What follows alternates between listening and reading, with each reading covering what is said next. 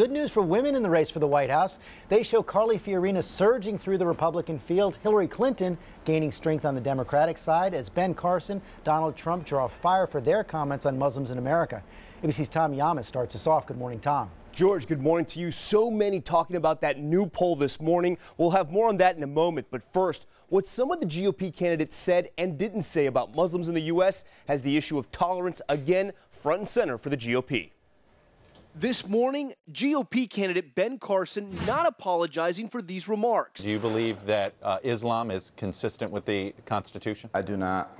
I would not advocate that we put a Muslim in charge of this nation. I absolutely would not agree with that. His words prompting a prominent American Islamic organization to call for him to drop out of the race. But the Carson campaign not backing down, saying absolutely not.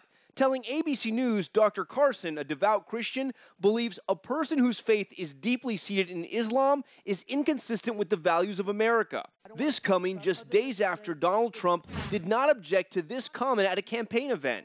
We problem in this country. It's called Muslims. The man also calling President Obama, who's a Christian, a Muslim. George asking Trump about it on This Week. So why can't you just say definitively yes or no? You've raised it many times, and he's not a Muslim. George, you have raised the question. I haven't raised the question. I don't talk about it, and I don't like talking about somebody else's faith. The other big premise of that question was he said that Muslims are a problem in this country. Do you agree?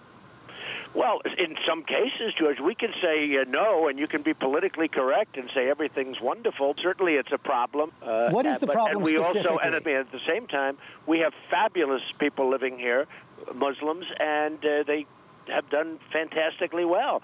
But certainly, it is a problem. You look around the world, it is a problem.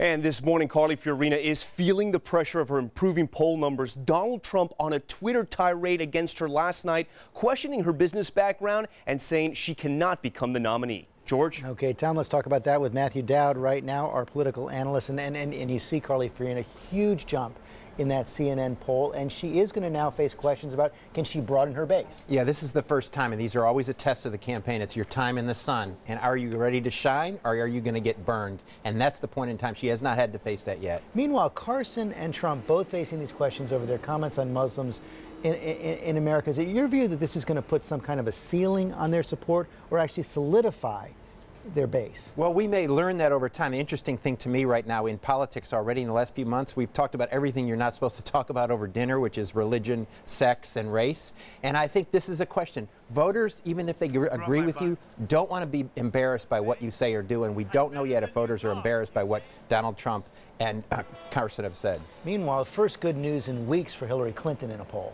Yeah, she looks like she's hit a floor. As you know, she's dropped from her 60s to the 50s to the 40s, and it looks like she's hit a floor. But also in that poll is, will it draw Joe Biden into the race? Does he think he has a chance? And if he doesn't get in, a lot of his support ends up going back to Hillary Clinton, not to Bernie Sanders. Exactly, and the interesting thing about that poll is Joe Biden is almost in second. He's right behind Ben Carson right now. Okay, Matthew Dowd, thanks very much.